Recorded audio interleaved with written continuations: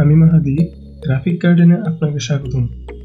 আজ আমরা দেখব ফ্রেম টুল এবং শেপ টুল এবং শিখব কিভাবে এদের সাহায্যে নর্মাল ইমেজকে ক্রিয়েটিভ লুক দেয়া যায় এবং দেখব কিভাবে ফ্রেম টুলের সাহায্যে অনলাইন প্রজেক্ট তৈরি করা হয়। তো দেরি না করে চলুন ভিডিওটি শুরু করা যাক।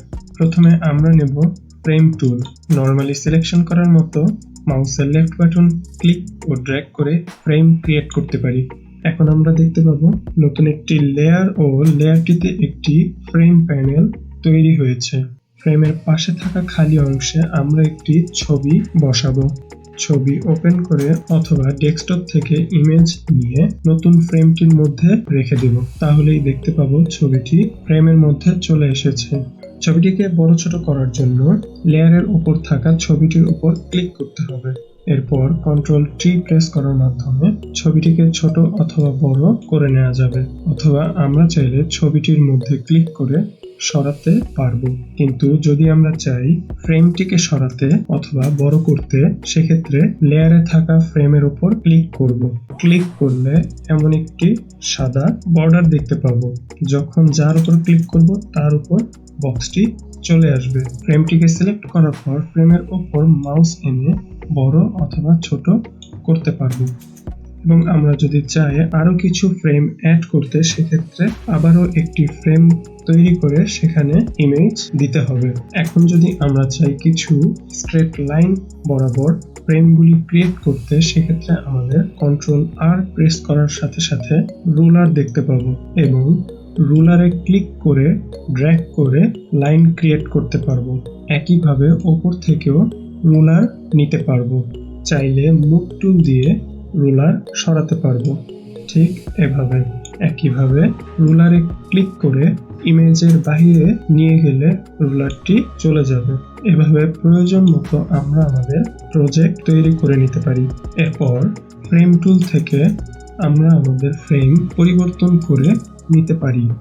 একইভাবে নতুন একটি সিলেকশন করার পর সেখানে আবারও ছবি অ্যাড করতে পারি। ছবি অ্যাড করার পর আমরা যদি চাই ইমেজ এবং ছবি দুটোই মুভ হোক, সেক্ষেত্রে শিফট প্রেস করে ফ্রেম এবং ইমেজ সিলেক্ট করতে হবে। দুটোকে সিলেক্ট করার পর Ctrl+T, তাহলে আমরা একই সাথে ছবি ও ফ্রেম দুটোকেই রিসাইজ এবং মুভ করতে পারবো।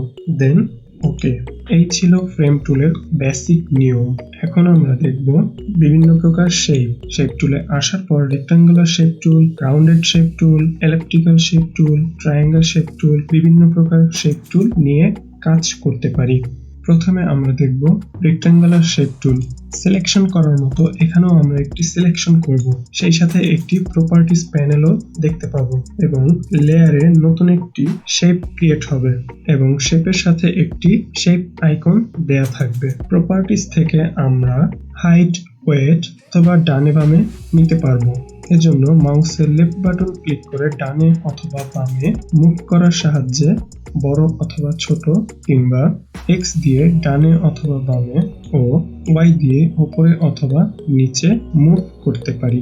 এরপর ফিল থেকে প্রয়োজনীয় কালার দেওয়ার জন্য কালার পিকারে ক্লিক করব। দেন আমরা যে কোনো কালার নিতে পারবো। কালার নেওয়ার পর সিম্পলি ওকে। এর ঠিক নিচেই রয়েছে স্ট্রোক বোঝানোর জন্য আমরা একটি ভিন্ন কালার নিয়ে নিব।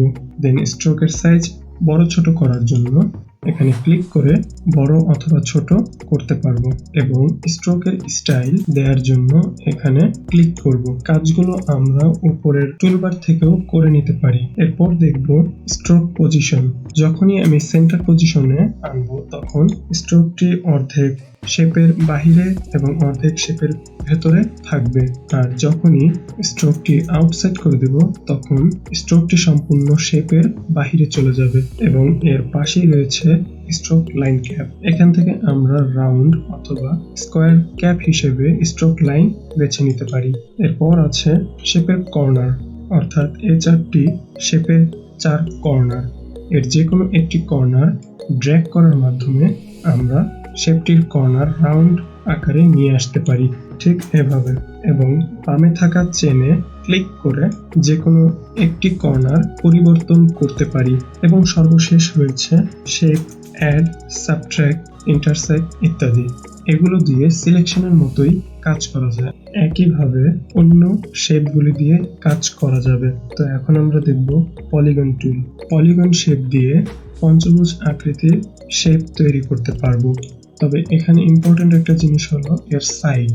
এখানে আমরা যতগুলো সাইড রাখবো ঠিক তত সংখ্যা বসাবো, দেন এন্টার। এরপর যখন আমরা নতুন একটি শেপ আঁকবো তখন ঠিক ততগুলোই সাইড দেখতে পাবো।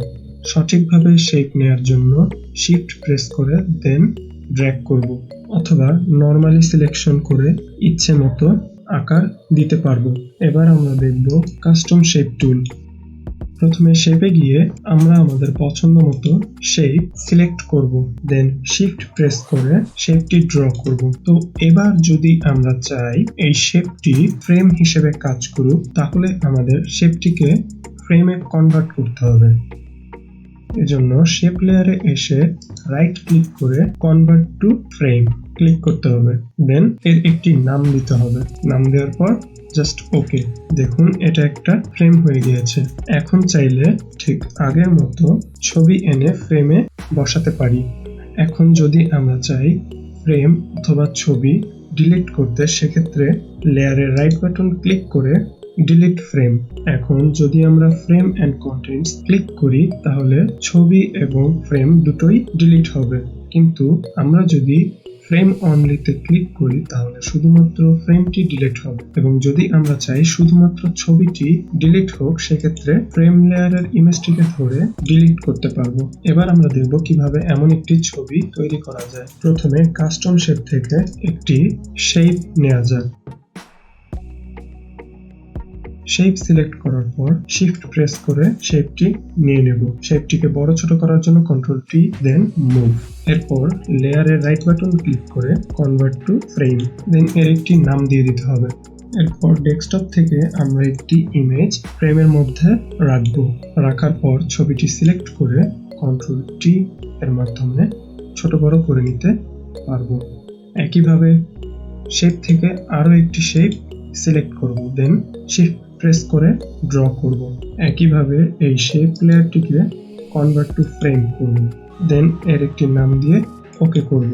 ওকে করার সাথে সাথে আমরা আবারও একটি ফ্রেম পাবো।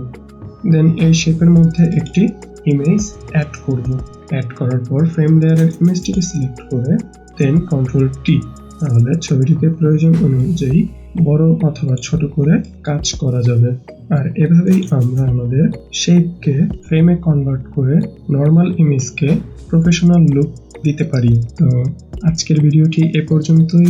ভিডিওটি ভালো লাগলে লাইক করবেন, চ্যানেলে নতুন হলে সাবস্ক্রাইব করবেন। দেখা হবে পরবর্তী ক্লাসে।